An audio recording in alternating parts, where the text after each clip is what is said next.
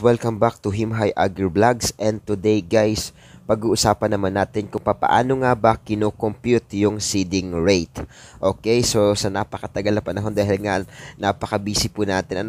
So ngayon po kasi wala ako sa aking bahay para magawa na maayos ang content na to. But guys, ito i-upload nga natin at gagawa natin ng content kung paano nga ba kino-compute yung seeding rate. Depende po dun sa pinagkukuhan natin ng purity at saka sa germination ng mga seeds na ginagamit natin. Okay, so bago natin simulan to, intro, pasok!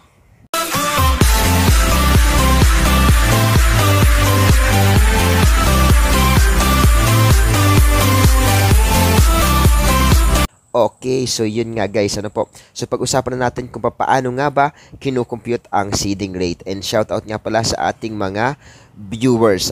So good luck po sa lahat na nag-take ng AFA. And gayon guys, mga susunod nating upload is patungkol naman sa paggawa ng CBLM or patungkol sa Trainers Methodology Level 1. Okay, so pagbalik tayo sa topic natin, ang seeding rate computation.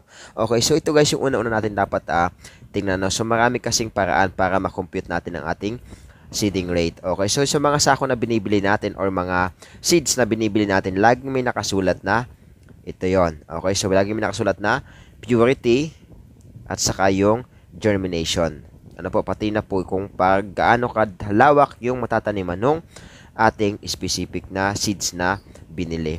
Okay, so sabi dito meron siyang 35,000 na kernels or seeds. Pero sa 35,000 na to, hindi lahat ito tutubo kasi nga pag tingnan natin yung germination niya is 90%. So kailangan magsagawa tayo ng adjustments. So paano ba natin to ginagawa? Okay. Una-una, paano ba to? Okay, so yun. Alamin muna natin kung ilang percent yung pure live seeds. Okay, sabi dito equals to purity times germination times 100. For example guys, do sa ating PLS, mayroon tayong 98% na purity at 90% na germination. Okay, so times lang natin yon. So convert natin into decimals. 98.98 times 0.90 times 100. And makakuha tayo ng 88.2%. So ibig sabihin guys, doon sa nakasulat na sa sako na purity at germination, so ibig sabihin 88.2% lang yung pure seeds na tutubo. Okay. So for example, pag-usapan natin itong Mang Bean, kasi for example, meron tayong adjustment na gagawin kasi 88.2% lang yung tutubo, So kailangan natin magkaroon ng adjustment. Bumili ng mas madaming seeds para ma-meet natin yung 100%. Okay, for example, paano ba natin tayo nagsasagawa ng adjustments? Yung adjusting yung seeding rate. Okay, so meron tayong seeding rate per hectare divided by PLS or pure live seeds. So for example, sa Mang Bean meron siyang seeding rate na 16 kilos per hectare. So gagawin natin 16 kilos divided by 82%, 88.2%, and makakuha tayo ng 18.14 kilos. So ibig sabihin, dun sa germination at saka sa purity na 98 at 90%, ibig sabihin, kailangan natin magkaroon ng adjustment at ang kailangan nating bilhin na dami ng buto is 18.14 kilos para sa isang hektarya. Okay? So may mga pagkakataon naman guys na nagsasagawa tayo na tayo ay nag-test ng ating mga na-stock na buto. Okay? For example, meron tayong ginagamit para matest yung germination rate ng ating mga na-stock na buto. Meron tayong ginagawang ragdoll, meron tayo sa petri dish, at meron tayo sa seed box. So ito yung mga methods na ginagawa natin para matest yung germination rate ng ating mga na-stock na buto. Okay, so paano naman yung ginagawa nating computation para sa ganoong klaseng bagay?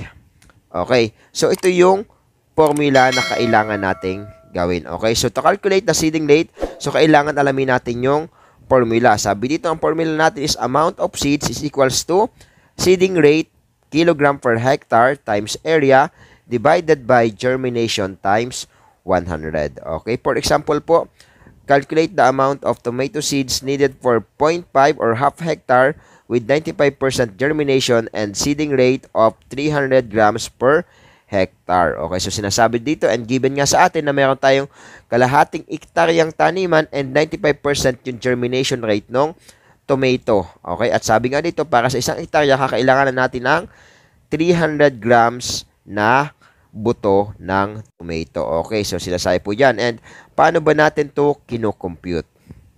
Okay, so solution, amount of seeds is equals to 0.3 kg per hectare kasi nga 300 grams. So, dinivide lang po natin into 1,000. Kaya nakakuha tayo ng 0.3. So, saan nanggaling yung 1,000? Kasi ang isang kilo po ay 1,000 grams. Times 0.5 kasi nga kalahating hektarya divided by 95% times 100. Kung saan nakakuha tayo ng 0.15 divided by 95 times 100 and naglabas po ang 158 kilograms or 158 grams per hectare. So, doon po sa kalahating hektarya, kailangan natin ng 158 grams na buto ng tomato based po sa kanyang germination rate. Ano po? So, saan po nanggaling itong 95%? For example, guys, meron tayong na-stock. Meron tayong na-stock na buto sa matagal na panahon and tinest natin using yung different methods like ragdoll, petri dish test, and seed box, and nakuha natin yung average na percentage ng germination rate ng ating seeds.